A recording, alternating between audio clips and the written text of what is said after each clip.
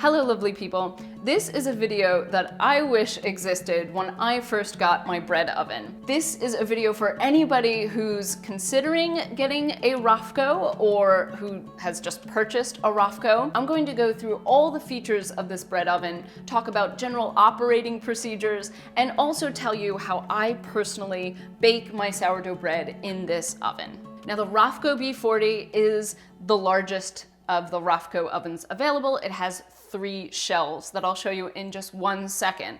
But we're going to start with just how to open this oven. Because one of the trickiest things about the Rofco is actually how to open the door without wearing out the seal that is around it. So, looks like you just pull, but you want to gently lift up as you pull. Okay, I'm gonna show you. Okay? All right, so this is the seal I'm talking about, and it's quite, there's a lot of flex in it. So the opening and closing of this door will wear it out, and the seal is important because you want the heat to stay in your oven and the steam when you're adding steam. I'll talk about all of that in a second. So when you close the door, you want to do that same slight lifting up motion and close. You do not want to slam the door. That will also wear out the seal. So here we go, up and in. Now notice, I am gripping the oven. When this thing is on, that is too hot to grip. So I am always wearing a glove in this hand, in my left hand, when I'm opening the door and closing it while it's on. Like I mentioned, this Rofco B40 has 3 stone shelves. I can fit 2 1 kilogram loaves on each, very comfortably, on each shelf with these steam pods. I'll talk about the steam pods in a second. As you can see, the casing of the Rofco is stainless steel and the shelves are made from refractory brick. Some people call it fire brick. And this is like the equivalent of putting a stone in your conventional oven to bake bread on, only it's 10 times better. It retains the heat and creates even heat in a way that you just can't achieve in a conventional oven, and it's why I wanted to get a Rofco. By the way, I did receive this Rofco from our partner, Pleasant Hill Grain, who has sponsored an entire series of sourdough content that you can check out after you watch this video. Now, when your Rofco arrives, you're going to have to move it, and this thing weighs a ton. Not exactly, but it is extremely heavy because of these shelves. So what we did is popped the shelves out. You can remove it, you can lift these shelves out and carefully remove them. They do tend to crumble when they hit other surfaces, so you have to be super careful. But it lightens up this oven enormously, and 2 people, my husband and I, were able to move this into place in my kitchen and then put the shelves back in. Now, you can bake any kind of bread or pastry in a Rofco.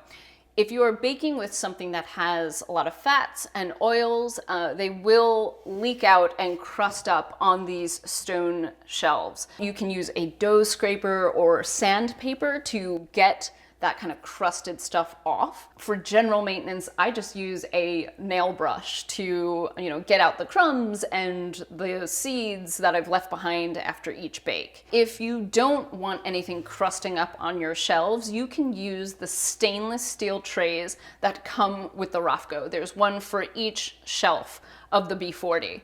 I do this when I make cheese bread or anything that can ooze out. I use these steel pans because it's so much easier to clean. The stainless steel trays do come with their own non-stick film that are cut exactly to the proportion of that tray, and you can easily clean them off. You can even use it right on the shelves itself. So there's lots of flexibility built into the accessories that come with the oven. Now you're gonna see 2 knobs up at the top and 2 green lights and a red one. The left side controls the upper deck only. The one on the right sends current to the entire oven. Now, you can operate this oven with just the left dial. And that will only heat up this upper deck if you're doing a smaller load. However, you cannot operate this oven with just the right dial. It can be both for the whole oven or just the left for the top deck. Now, you'll notice I'm gonna turn this on right now. The red one just means that there is electrical current coming through and the heating process is beginning. The green lights indicate that it is heating up to the temperature that you've set it at. Once it hits that temperature, those lights will go off, and that's how you know you can start baking. By the way, this oven takes 230 volts, so I needed to rewire an outlet for this to operate in my kitchen here in the United States. Now let's talk steam. This is not a steam injection oven, so you have to add steam. Why do you need to add steam? That is key to baking great artisanal bread. Steam allows the bread to achieve its full expansion by keeping that crust nice and supple during the first part of your bake. It also helps achieve that blistered, beautiful, crisp, blistered crust that we all want in our sourdough bread especially. So you have a couple of options for adding steam to your Rofco.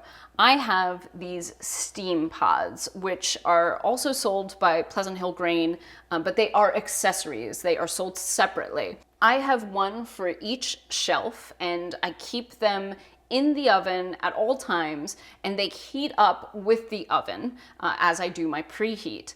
When I have loaded my bread, I add water or ice to the pods, and that creates the steam. I close the door quickly. I'll talk to you specifically about that process when I take you through my workflow for baking sourdough bread.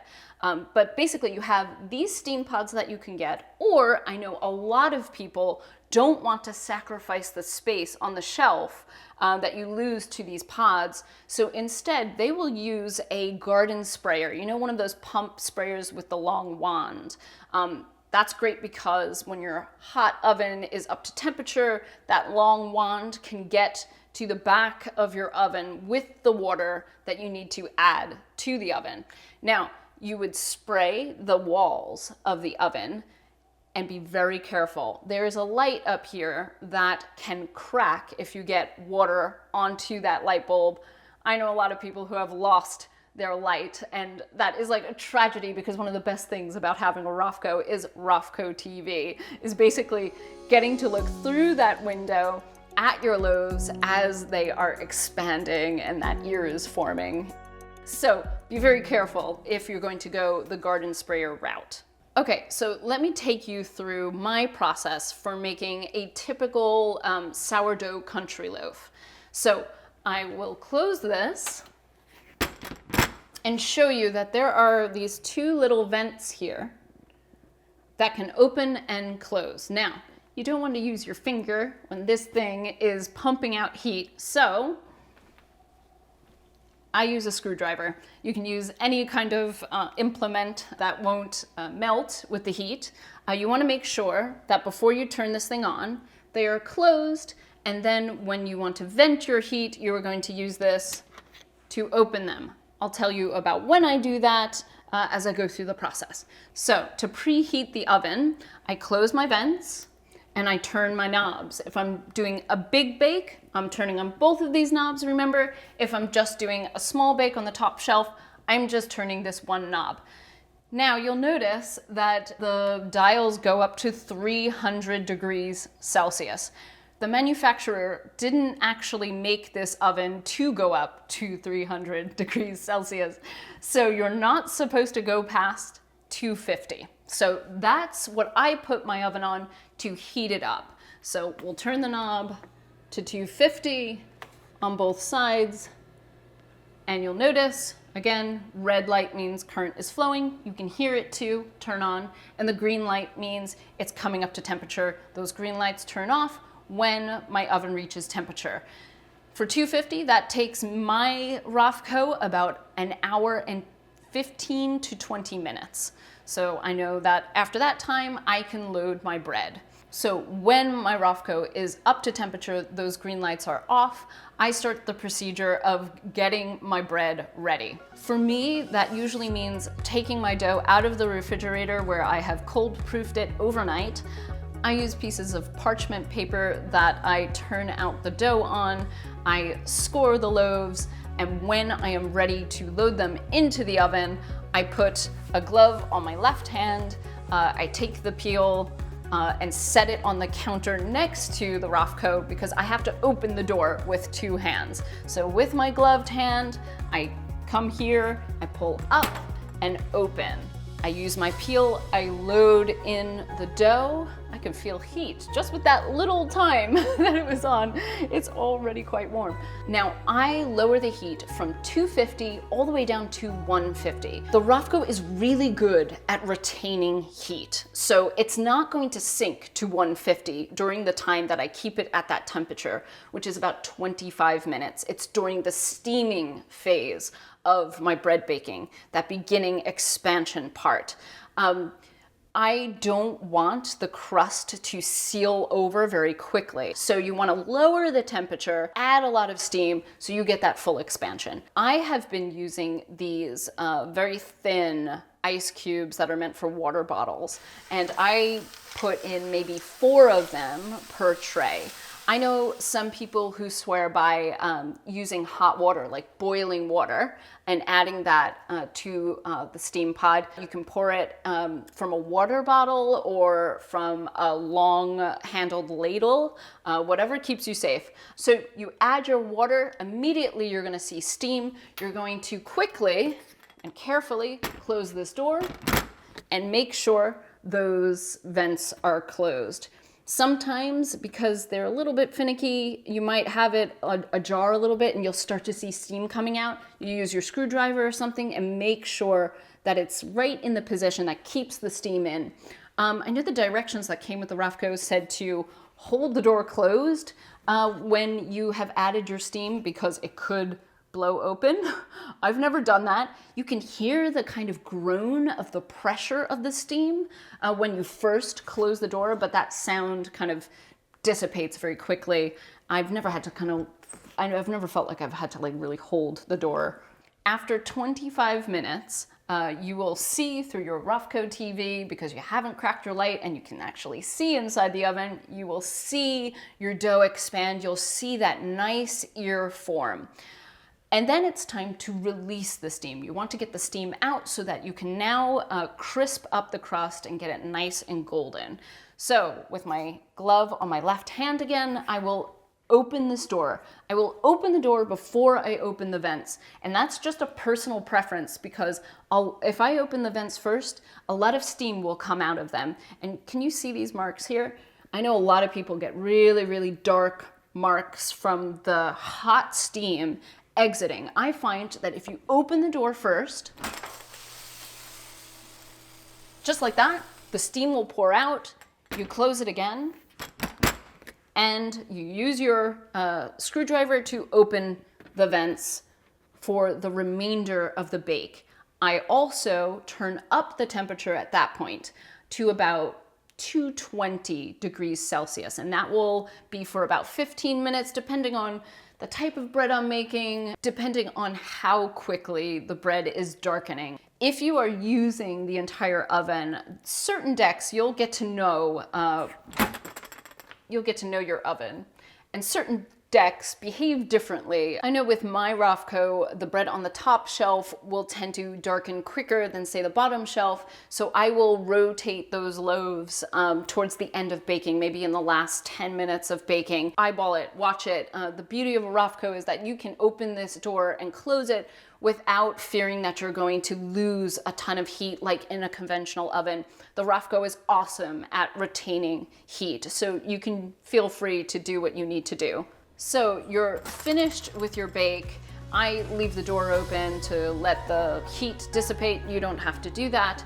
I keep my Rofco in a storage position that has the vents open because I don't want to trap any residual moisture that might still be in the oven.